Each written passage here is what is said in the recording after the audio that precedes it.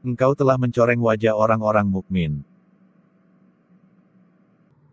Janganlah engkau mencelaku, semoga Allah merahmati dirimu. Sesungguhnya Nabi Shallallahu Alaihi Wasallam pernah diperlihatkan kepadanya Bani Umayyah di atas mimbar, dan itu membuat beliau gundah. Kemudian turunlah surah Al-Kautsar, setelah itu turunlah surah Al-Qadr ayat 1-3. Dan malam itu akan dimiliki oleh Bani Umayyah.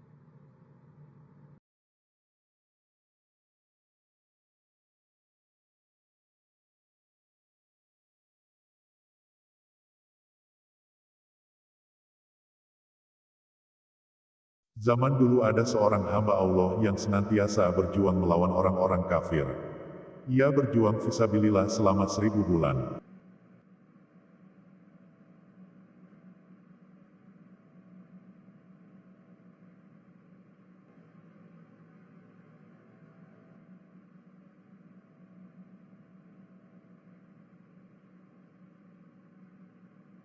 Ya Rasulullah, kami ingin juga beribadah seperti beliau.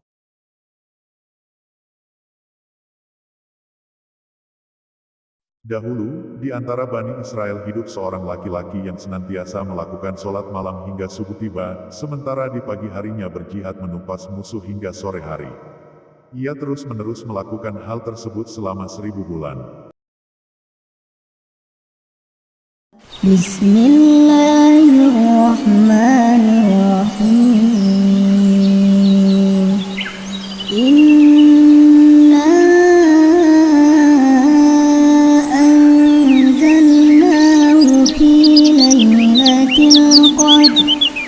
وما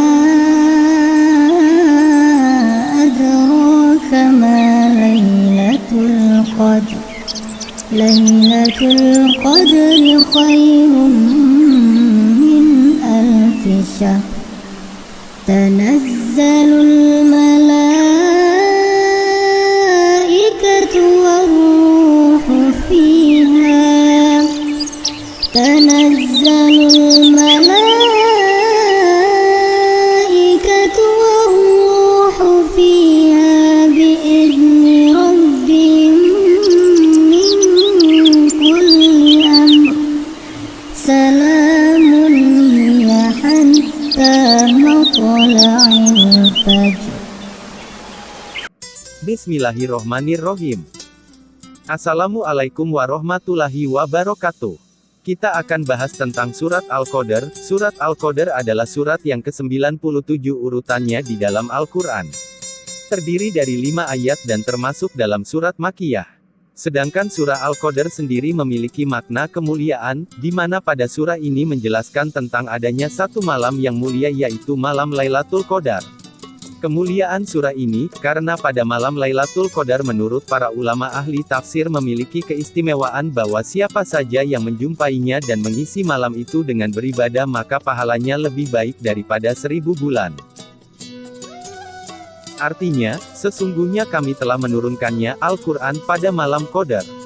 Inzal pada firman Allah Anzalnahu, di malam Lailatul Qadar. Sebagian ulama mengatakan yang dimaksud bahwa Allah Subhanahu wa Ta'ala menurunkan Al-Quran secara keseluruhan pada satu kesempatan di malam Lailatul Qadar dari Allahul Mahfuz ke Baitul Izzah, di langit dunia. Kemudian Allah Subhanahu wa Ta'ala menurunkannya secara berangsur-angsur kepada Nabi Shallallahu Alaihi Wasallam.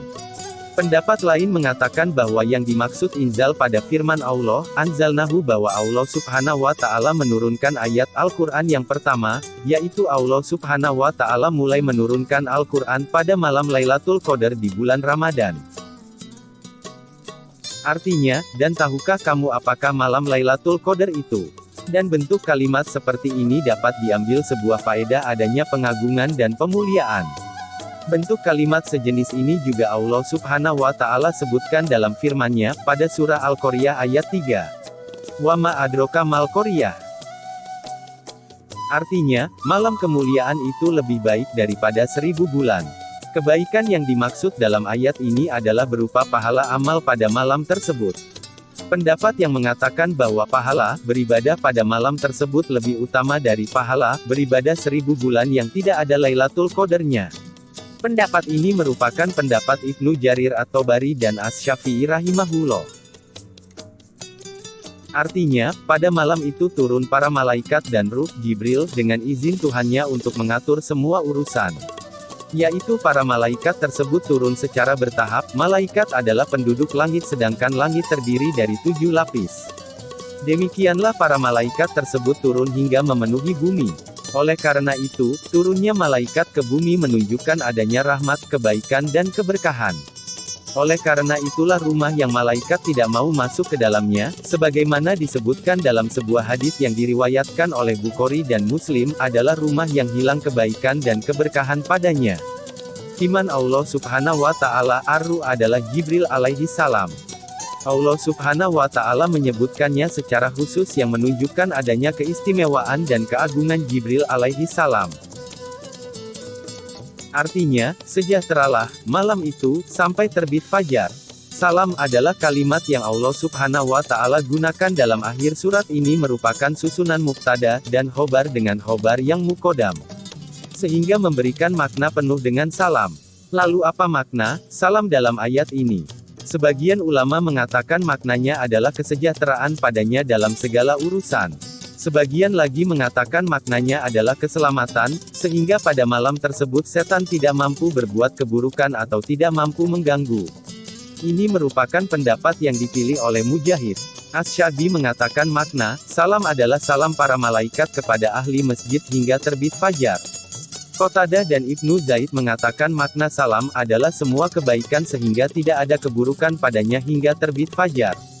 Jazakumullahu khairan katsiron. Wassalamualaikum warahmatullahi wabarakatuh.